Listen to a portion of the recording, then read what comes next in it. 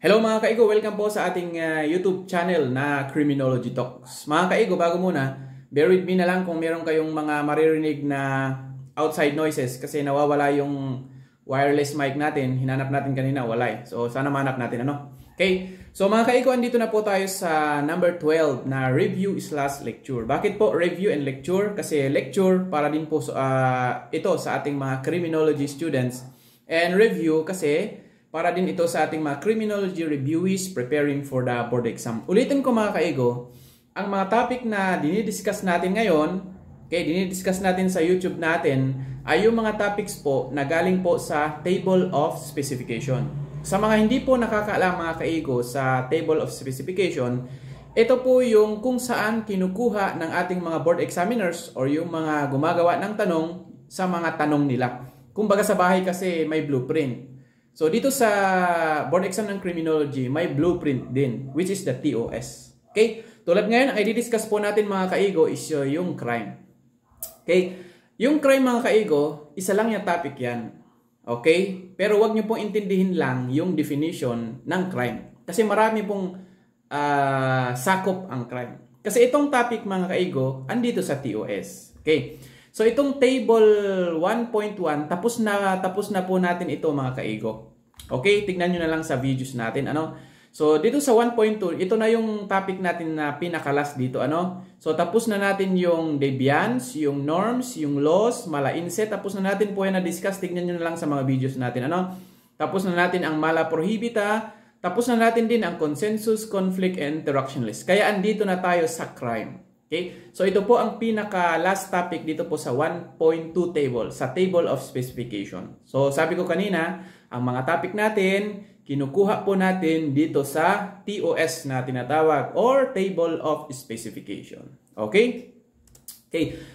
Kailangan muna natin intindihin kung ano ang crime. What is crime? Mga kaigo, crime is defined in many different ways. Na-define po yan sa iba't ibang paraan. Andyan po yung legal, which means galing po sa law. Kasi ang law, meron pong definition sa crime.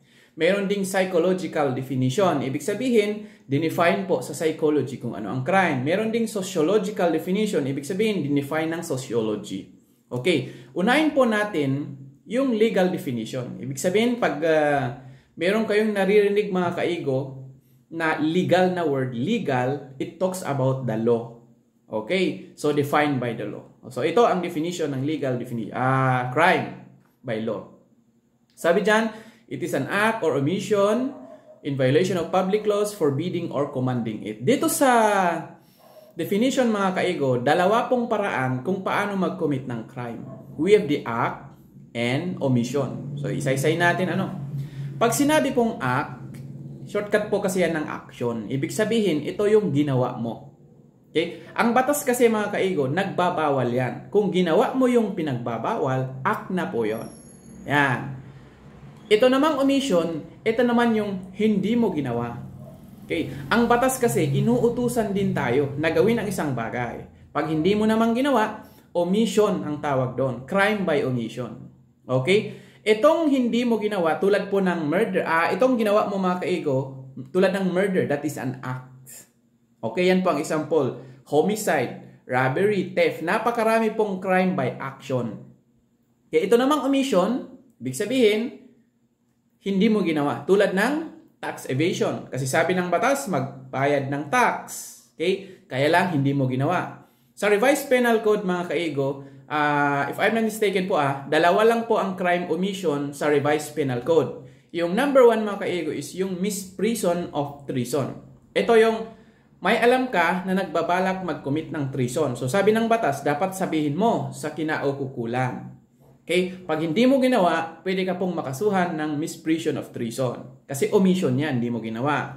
Yung isa naman mga kaigo na crime by omission sa Revised Penal Code, we have the abandoning a person in danger. Halimbawa sa kagubatan, may nakita ka doon na taong naghihingalo. Let's consider na malapit nang mamatay, iniwan mo, hindi mo tinulungan, pwede ka pong makasuhan ng abandoning a person in danger. Okay, kaya lang itong mga action or omission dapat po in violation of public laws. Yan, kasi halimbawa, Ginanon mo lang yung tenga ng isang tao, that is an action. Pero in violation ba yan ng public law? Hindi. Okay? When you say public laws, ito yung mga RAs natin, Revised Penal Code, Executive Order, EO, and Presidential Decrees, yan mga yan. Okay, ito pong forbidding or commanding it, ang tinutukoy po dito is yung batas. Pag sinabing forbidding, ang sabi ng batas, pinagbabawal ka. Okay? Kaya ang tinutukoy na forbidding ng law, itong acts. Yan. Ito namang commanding, ang tinutukoy naman dito ng batas is, the law is commanding us to do something. Okay? Requiring us to do something. Diyan ang gaya nga ng pagbabayad ng buwis. So, ito naman, tumutukoy naman ito sa crime by omission. Okay? So, yan po ang definition ng crime. Ang crime base sa batas, ginawa mo.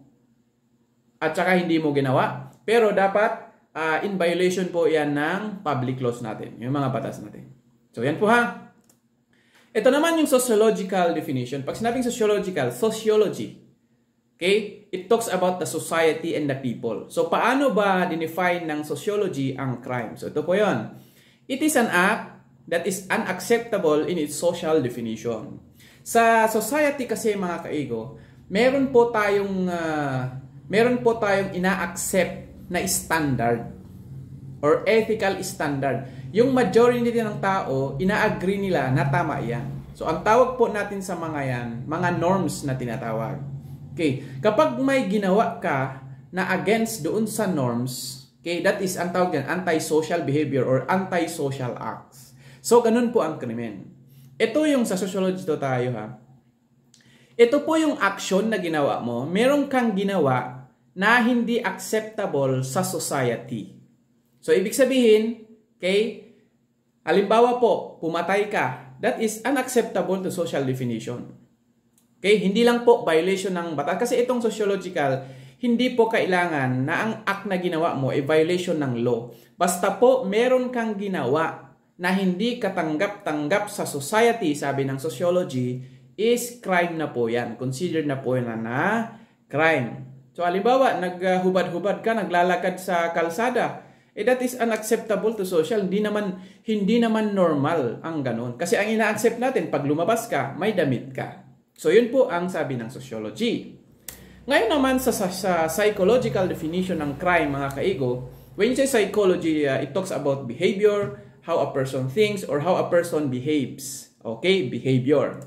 Now, ang sabi dito, it is an act pa rin, that is considered undesirable due to behavioral maladjustment of the offender.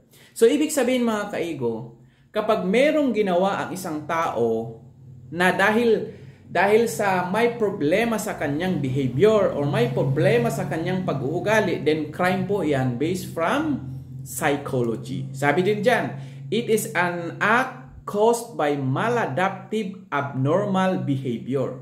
Gaya po ng mga insane, gaya po ng mga idiots, gaya po ng mga abnormal individuals, kapag po may ginawa sila because may problema sa kanilang pag-iisip, may problema sa kanilang behavior, may problema sa the way they think, crime na po yun based from psychology. Okay, so yun lang po mga kaigo, yung definition ng crime, iba-iba po ang definition. Pero ang ina-accept natin talaga na crime is yung galing sa batas. Okay? Ngayon, what is the formula of crime? So, tulad ng mga math, tulad mga ibang bagay sa mathematics, may formula. Pag sinabing formula, ito dapat ang present. Okay? Ito dapat present para magkaroon ng crime. So, formula of crime. So, ayan po yung C equals T plus S plus R. So, alamin muna natin kung ano itong mga letters na ito. So, yan. Pag yung C, yan po yung crime. Siyempre, yan yung hinahanapan natin. Para magkaroon, may formula. Pag T naman, ito yung criminal tendency. Ito yung probability. Kasi tayong mga tao, mga kaigo, we have the tendencies to commit crime. Lahat po tayo may tendency na mag-commit ng crime. Hindi po natin sabihin na, hindi po natin pwedeng sabihin na, ayang taong yan. Hindi naman yan mag-commit ng crime eh. Lahat po tayo may probability, may possibility to commit a crime. Ito po yung chance na tinatawag. Total situation. So ito po yung given the situation, given the opportunity. Ito po yung opportunity mo para magkaroon ng krimen. At yung over R, itong R naman, ang resistance, ito po yung pagpipigil natin para makagawa ng krimen. Diyan na po papasok kasi yung control theory, baga. Na ang control theory, hindi naman talaga ine-explain kung bakit ang tao nagko-commit ng crime. Okay? Nagko-commit ng crimes kasi hindi na-commit ng crime kasi nakokontrol niya ang sarili niya, mentally, emotionally, etc. No? So, sample natin, tandaan nyo ha, ang T, tendency, ang S, situation, ang R, resistance. Halimbawa, kapag yung tendency merong 20, yung situation 20, yung resistance 30, syempre i-plus natin, basic mathematics, So, 20 plus 20 equals 40. So, ang total, ang tendency at situation, 40 yan. Okay. Pero ang resistance, 30. Question. Meron bang crime na mangyayari? Meron or wala? There is crime. Bakit? Kasi mas malakas po yung tendency at saka yung opportunity kaysa sa pagpipigil ng isang tao. Mas mababa yung pagpipigil niya. Siyempre, natalo yung control niya sa sarili. Andyan na yung tendency niya, andyan na yung nanakawin niya or papatayin niya, for example. Okay? So, in this scenario, mga kaigo, there is no crime. There is crime, sorry. Okay? Other example. Sa tendency, meron pong 10. Ang opportunity or situation, merong 10. Ang resistance, 30, same kanina. So, 10 plus 10, basic mathematics, 20. So, meron pang crime. Yan, very good. Kasi ang resistance, itong R, mas malaki na doon sa tendency and situation. So, there is no crime. Bakit?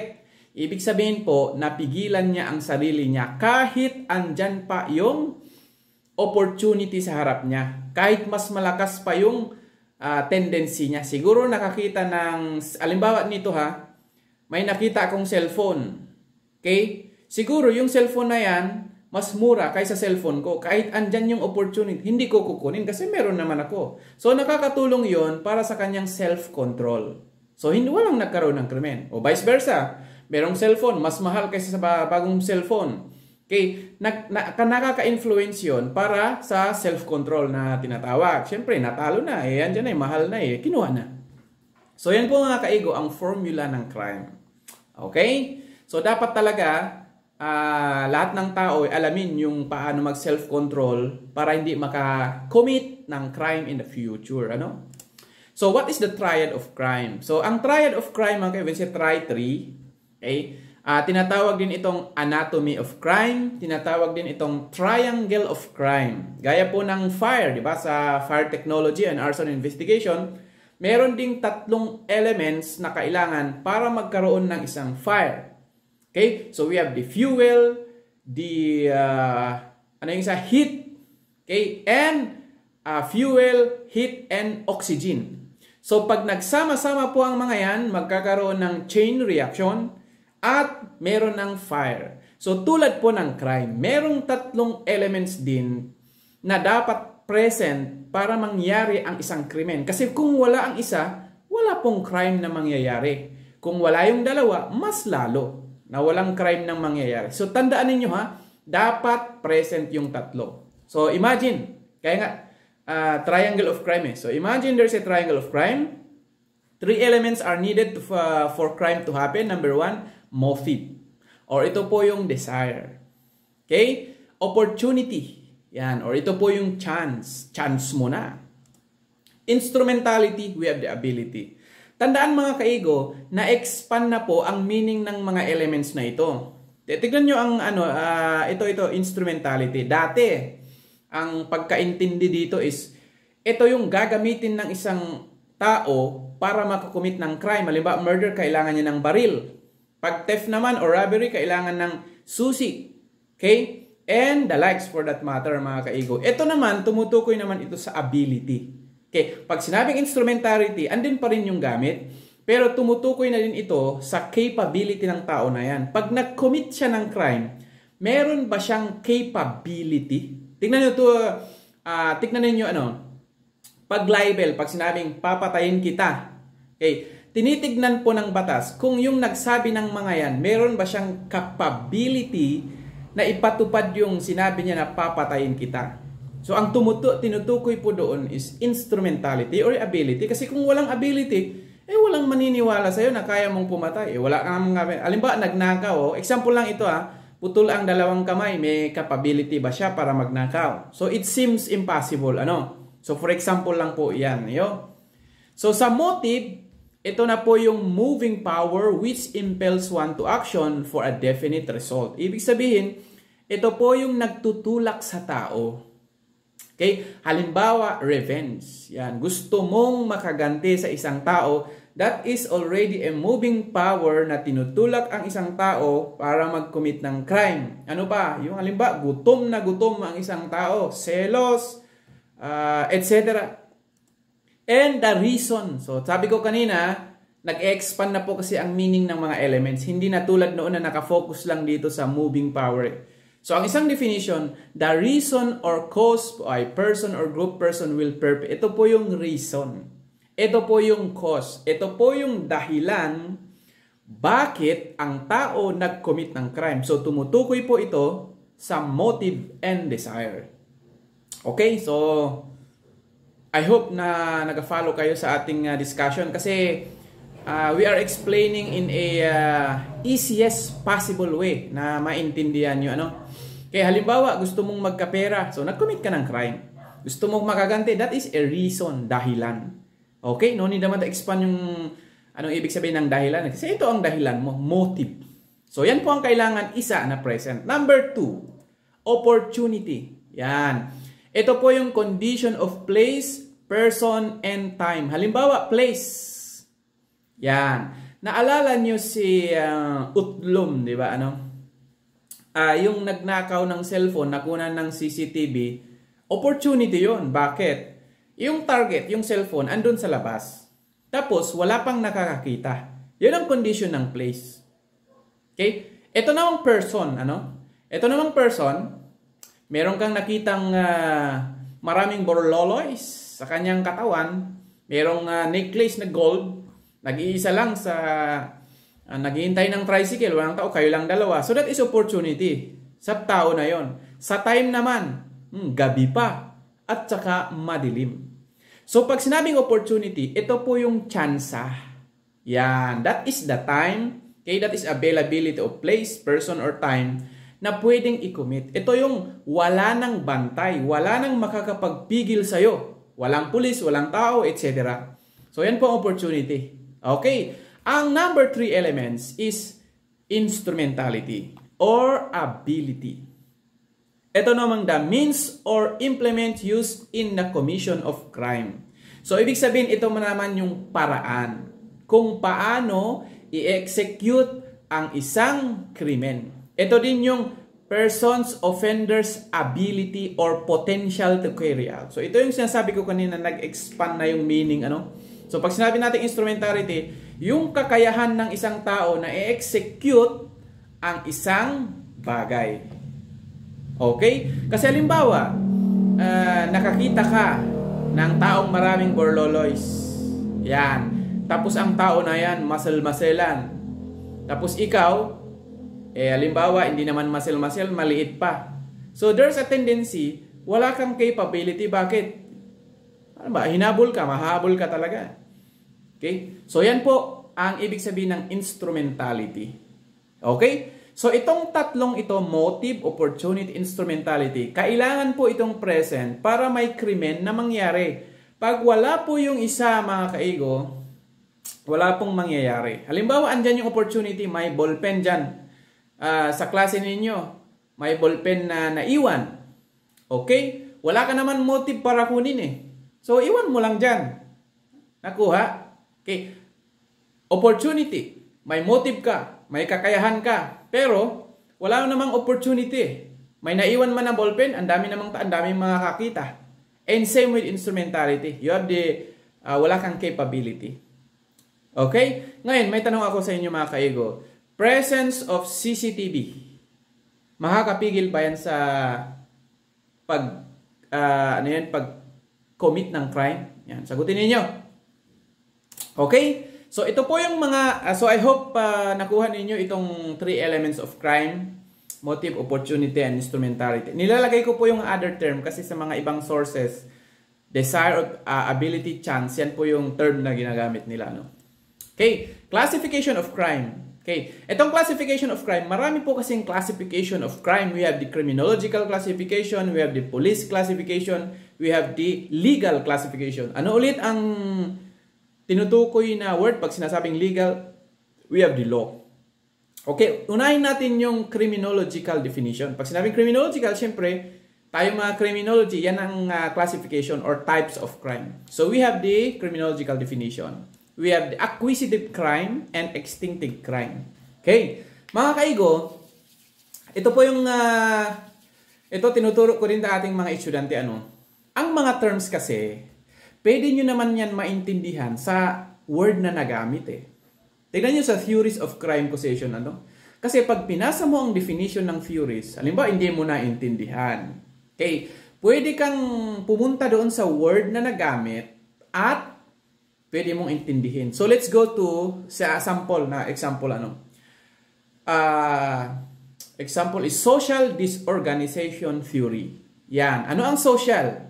So it talks about the society, the people, or yung lugar. Socialized society nga eh. Pag sinabing disorganization, from the word disorganize, magulo. So, dyan pa lang mga kaigo na word, pwede na nating maintindihan ang ibig sabihin. Kasi, ibig sabihin ng social disorganization, pag magulo ang isang society, makakaroon talaga ng krimen. So, balik ka ulit sa definition, there's a big possibility na maintindihan mo na. Tulad nitong mga classification of crime, criminologically, tingnan nyo ang word na nagamit, acquisitive. Acquisitive. Ano ang root word niyan? Acquire. So, ibig sabihin, ito yung mga crime na na-commit mo na meron kang makuha. Kaya acquire eh. You acquire something from the commission of crime. Tingnan nyo yung isa, extinctive. Okay. From the word extinction. Okay. Ibig sabihin, destructive ang resulta. O, tingnan natin ang definition. Unahin natin yung acquisitive crime. The offender acquires something as a consequence. Ito pong something that is tangible. Ito po yung nahahawakan tulad ng pera or alahas. Basta po bagay iyan. Kaya hindi po to kasali yung, siyempre pag pumatay ka due to anger or gusto mong makabalas, Bicol, or gusto mong makaganti, siyempre meron kang nakuha na kaganti ka eh. Hindi po yun yung titukoy na something. Kaya ang halimbawa po nito is theft. Diba? Pag nagnakaw ka, may nakuha ka. Halimbawa, kidnapping, pag especially for ransom, may nakuha ka. Okay? Nag-snatch ka, may nakuha ka. Acquisitive crime po ang tawag dyan. Sa extinctive naman, the result of the criminal act is destructive. Ibig sabihin yung crime na yan, nakakasira specifically property or something. Ang perfect example po nitong extinctive crime is to po yung arson. Siyempre, halimbawa, sinunog mo ang isang bahay, sira na. Destructive yan. Or bombing, yung mga kinocommit baga ng mga terrorism, ganyan. So, something that is destructive ang resulta. So, yan po. Yan ang sinasabi ko na you can understand sa word na nakuha, Next, we have the seasonal crime. Pag sinabi namang seasonal crime, committed only at a certain period of the year. Ito, sa mga student, pag sinasabi ko, ano yung mga seasonal? Ito daw yung na-commit during Christmas, during Valentine's, during summer, kasi season daw eh. Pag sinabing seasonal crime, ito po yung nangyayari yang in a certain period of the year. So, tandaan mga kaigo, election. Malapit na ang election. Ano ang mga crime na nakocommit lang tuwing election? Diba? Vote buying, early campaigning, gun ban. Ano naman ang nakocommit during gun ban? Ito yung violation, siyempre, violation of gun ban. Ibig sabihin, merong isang phenomenon or merong isang pangyayari sa isang taon na dun din nangyayari lang ang mga krimen. Kaya sabi kasi sa mga estudyante ko dati snatching sir, kasi during ngayong pag November 1, yung araw ng mga patay, snatching or mga dukot. Anytime naman yan mangyayari sa anytime of the year eh. So ang tinutukoy na seasonal crime, okay, it only happens only a certain period of time. Tulad ng election. Yan, ano bang nangyayari? Mga electoral sabotage. Yan. Sa situational naman, from the word situation, you are only given an opportunity. Hindi mo plinano. Okay? Hindi mo sinasadya. Pero andyan kasi yung opportunity, na-commit ka ng crime. So yun to, committed only given a situation conducive to its commission. Yan nga ang yung nangyari kay Utlum eh. Wala naman siyang sigurong balak na magnakaw sa araw na yon, pero andun yung cellphone eh. Halimbawa, ikaw ay mandurugas. May nakita kang estudyante na nag-iisa lang, may dala. Excuse me. So yun mga kaigo, episodic crime, yung mga mahilig sa Korean, di ba? Episode. So ito naman yung committed by series of act a lengthy space of time. Bago nyo maintindihan yan, unahin natin ang instant crime. Pag sinabing instant noodles, yan. Hindi mo na kailangang lutuin or etc. Lagyan mo lang ng mainit na tubig, kain na. Instant. Ganun. Okay? Pag sinabing instant, only when given situation in a, parang mali itong definition natin, Pag sinabing instant, one time lang. Mali itong naligay natin na definition. I'm very sorry. Definition ito ng situational crime, Hindi ko nakita. So, pag sinabi natin instant crime, committed in an instance. Tulad po ng snatching. Yan po ang perfect example nito kasi instant lang pwede ka nang makakommit ng crime. Ito namang episodic crime, ito yung kailangan po ng other series of act para makakommit ng crime. Tulad po ng kidnapping. Okay? Kukunin mo, isasakay mo pa, okay? Ita-travel mo pa. So, there is a series of act para po makommit ito. Okay? Pag sinabing instant, ito po, huwag niyo po intindihin yung definition niya. These are crimes that committed in an instant. Hindi na po kailangan ng series of act gaya ng episode. Kaya nga episode, diba? So episode, hindi naman isang basis may episode 1, episode 2, episode 3. Yan. Okay. Ito naman static crime. Okay, static crime committed in one place. Okay? Ito naman yung mga crime na pwedeng makommit sa iisang lugar lang. Okay, iisang lugar. Gaya po ng murder. Pwede kang pumatay lang, isang lugar. Theft, pwedeng isang lugar yan. And the likes. Static nga steady. Ito naman continuing crime, these are committed several places. Ang perfect example mo nito is human trafficking, human smuggling, cybercrime, at pwede rin dyan ang kidnapping. Kasi human trafficking, kukunin mo yung isang tao, ibiyahe mo sa isang lugar o isang bansa, etc. Human smuggling, ganun din. Kunin mo ang isang tao, i-travel mo sa ibang bansa without any authority or papeles. So, it committed several places. Nakuha niyo? Static, isang lugar lang. Continue, kaya continue Continue lang. Ang perfect halimbawa nito mga human trafficking. Okay? Human smuggling. Even cybercrime, committed in different places. Maski andito ka, pwede ka mag-commit. Kasi ang cybercrime mga kaigo, andito ka, pwede ka mag-commit doon. Yan. Okay? Rational and irrational. Pag sinabing rational, ito yung meron kang critical thinking. Ito naman yung meron kang reasoning. Pag sinabing rational, in short mga kaigo, matino. Okay? It describes a matinong pag-iisip. Pag sinabi namang irrational, dinidescribe naman ito yung hindi matinong pag-iisip. Ibig sabihin ng rational, normal. Ang irrational, abnormal. Okay? Pag rational, committed by intention. Siyempre, pag rational, nag-iisip yan. Nagpaplano yan. Hindi tulad ng baliw. Okay? The offender is in full apprehension of his mental faculties. Ibig sabihin, alam po ng tao na yan ang kanyang ginagawa. Alam na alam niya. Compared sa irrational, committed by person who does not know the nature or quality of his criminal act of the disease of the mind. Ito po yung may ganyan. Okay? Kasi pag nag-commit po ang mga baliw, hindi naman talaga nila alam yung ginagawa nila. Kaya basta-basta na lang yan nagbabato, naggaganyan. Pwede rin po dito papasok din yung mga bata. Kasi ang mga bata, syempre, hindi pa sila fully developed mentally, physically, emotionally, hindi pa nila alam ang kanilang ginawa. Kaya pwede po yan makapasok dito ang mga bata. And ang perfect example nito is yung mga baliw nga, irrational. Okay? Rational crime, na-commit po yan ng normal tao. Irrational crime, na-commit po yan dahil may problema po sa kanya. Ibig sabihin, committed by an abnormal person. Okay? I hope that is very clear sa inyo, ha? Pag sinabi nating white collar crime and blue collar crime, mga kaigo, madali lang po itong intindihin. Bakit? Pag sinabing white collar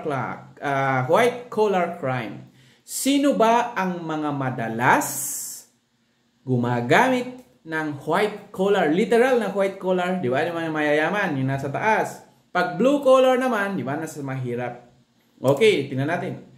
Committed by a person of responsibility. So, at sino ba itong mga person? Ibig sabihin, ito yung mga tao na may responsibilidad sa society. Tulad ng mga politicians. Di ba? Tulad mga, perfect example nito, mga politician na sa government agencies. Mga public officials. Okay?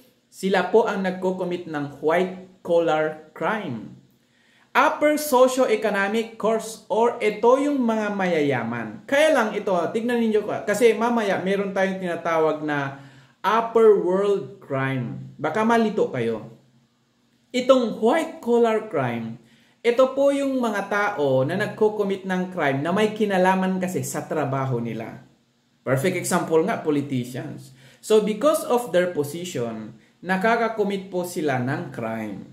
Sa hawak niya. Kasi, kung hindi dahil sa position na yan, hindi sila makaka-commit ng crime ng ganon. Okay, pero dahil may hawak sila yung may hawak ng ballpen and paper, isang sign lang, isang usap lang, etc., pwede na silang makakommit ng crime. Ito namang white blue collar crime, committed by ordinary professional criminal. Ito yung mga putsi-putsi na criminal. Okay? Ito kasing white collar crime, meron na silang pera. Magawa ninyo? Dadagdagan na lang nila. Ito namang blue collar crime, talagang nagko-commit sila ng crime para talaga maitawid yung kanilang buhay. Ordinary nga eh. Tulad ng mga snatcher, yung mga magnanakaw. Hindi ko sinabing robbery kasi ang robbery pwede rin makommit niya ng nasa taas eh. So, simple robbery. Kaya pag hold up ng mga sari-sari store or yung mga small groceries, pwede makommit niya ng mga ordinary professionals. Okay? Yung mga riders natin, yung mga nag-hold up sa mga riders natin, those are blue collar criminals. Okay? Ito yung sinasabi ko kanina na upper world crime and underworld crime. Okay, upper world crime, it is committed by members of the upper strata. Ano ba itong upper strata, mga kaigo? Sa society kasi, meron kasing 3 strata or 3 classes, okay, ng ating society. We have the upper class. Ito po yung mga sinasabi natin na mayayaman. Upper class na sa taas. Pag sinabing lower class, ito na po yung mga literal na mahihirap. Lower class. Ito mang middle, malamang nasa gitna. Hindi gaano kayaman at hindi rin gaano kahirap. So, ibig sabihin, katamtaman lang po ang status nila. Ngayon mga kaigo, kapag po ang crime committed by the upper class people, mayayaman, ang tawag po dyan, upper world crime. Kaya upper eh. Okay? Ang underworld naman, ito naman yung committed ng mga lower class. Okay? Ito yung mga underprivileged. Yan o. Committed by the members of the society of the lower or underclass of the society. Mahihirap. Okay? Yan po ang pinagkaiba. Ngayon doon sa white collar crime, okay, para ibahin natin kasi pwedeng makomit din niya ng mayayaman eh. Ang white collar crime, upper world crime committed by mga yung may kaya din sa buhay. Pero ang pinagkaiba ng white collar crime, mga kaigo, because of their occupation, nagagawa nilang mag-commit ng crime. Okay? Gaya po ng mga halimbawa, chief of police, mayors, governors, yung mga may responsibilidad sa society because of their job, nakakommit sila. Hindi tulad ng upper world na yung may mayayaman. Hindi na kailangan may responsibilidad sila na meron sa status nila, no? Okay. Ito namang crime by imitation, from the word imitation. Gaya-gaya lang. Okay. Committed the pattern of which merely duplication of what was done by others. Ito example nito eh. Yung may idol sila na criminal, so dahil idol nila, ginaya-gaya na nila yung style. Yung mga nakikita nila sa movie, gusto nilang gayahin sino ba yung mga sikat na criminal sa mga movie?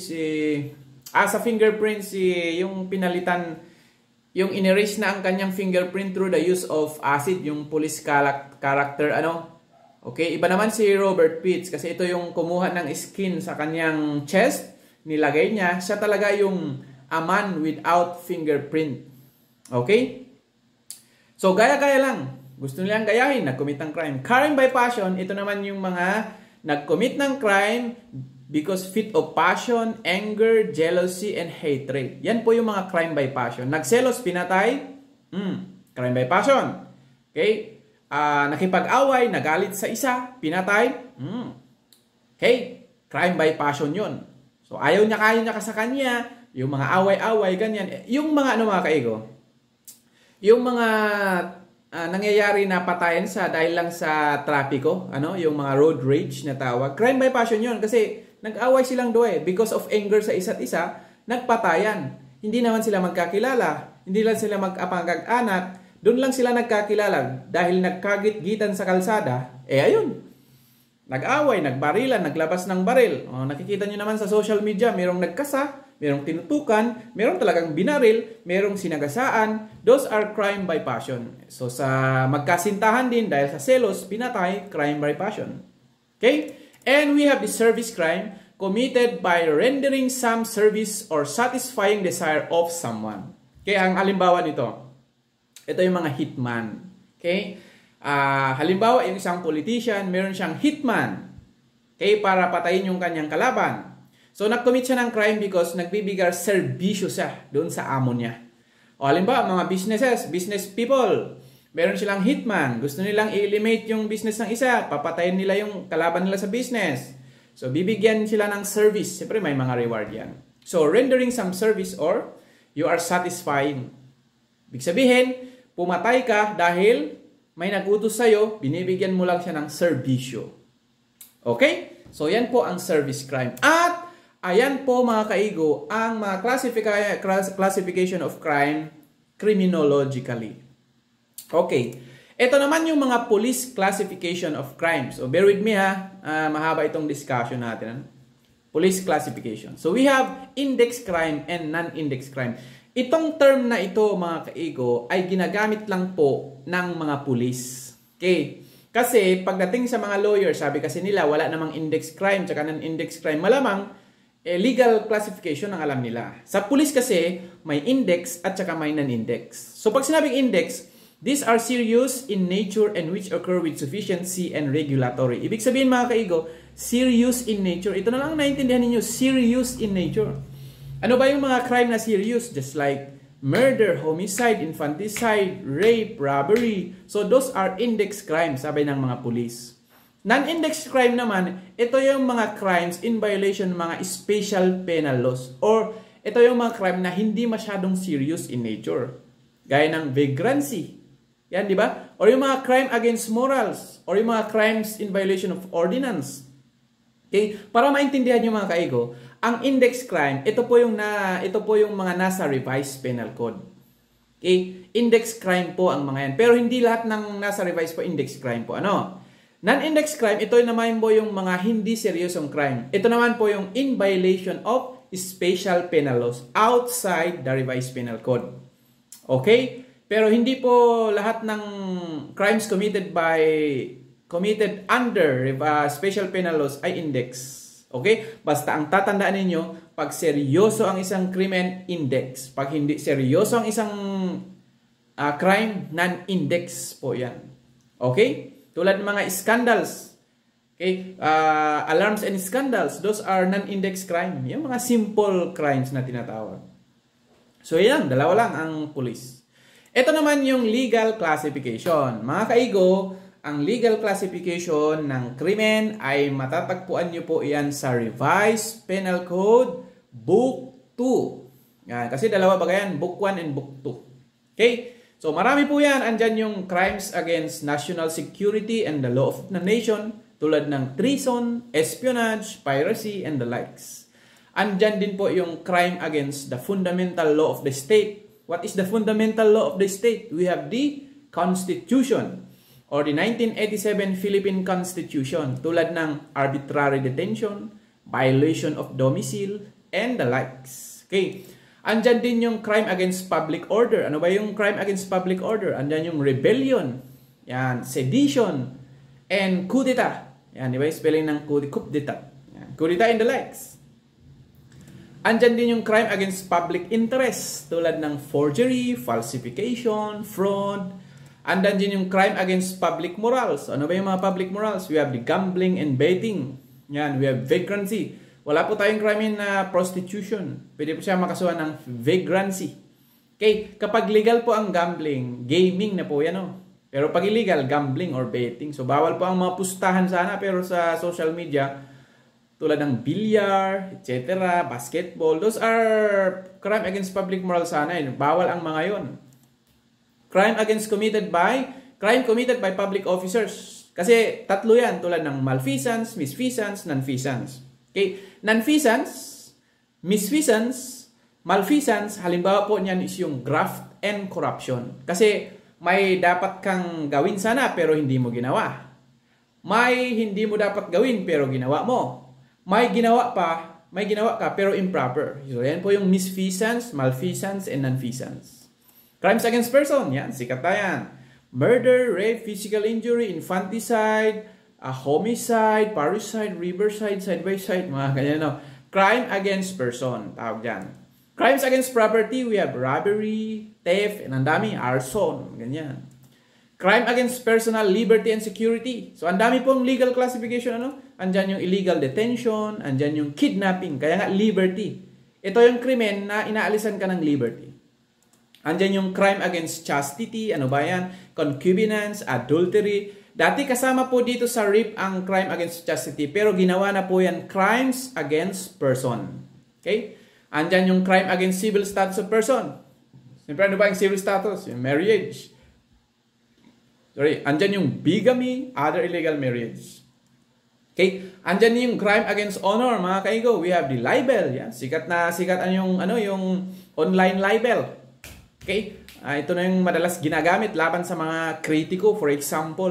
So, meron din claymore na i-decriminalize na lang yan. Okay, pero bahala sila, no? Basta alam natin, that is crime against honor. Andyan din yung quasi-offenses or criminal negligence. Kasi mga kaigo, may mga krimen kasi na hindi mo naman sinasadya, di ba? Halimbawa, nagdadrive ka ng motor or kotse, may biglang tumawid na bata or tao, you don't have the intention to kill that person. Pero dahil biglang tumawid, hindi mo nakita, nabunggo mo, namatay, wala namang intention. Hindi ka makakasuhan ng murder o homicide. Ikakaso sa'yo possibly is reckless imprudence resulting to homicide. Halimbawa, naglilinis ka na ng baril bilang pulis or may personal baril ka. Okay, hindi mo alam na may bala na pala. Bang! Naputok. Tumama doon sa kapitbahay. So, pwede ka pong makasuhan ng quasi-offenses or criminal. Yan. And then yung imprudence and negligence. Okay, ang dami po, no? Kung gusto nyong i-master itong legal classification of crime, magbasa lang kayo ng Revised Penal Code Book 2. Okay? So, yan po ang classification of crime, legal classification of crime. Okay? So, yan na po ang discussion natin, mga kaigo, sa number 12 natin, which is crime. Di ba, mga kaigo, ang dami nating na-discuss about crime. Kasi, wag nyo lang i-master kung anong crime. Master nyo na yan, classification, the elements, etc., etc. Okay, thank you for listening and see you sa another free criminology lecture and review.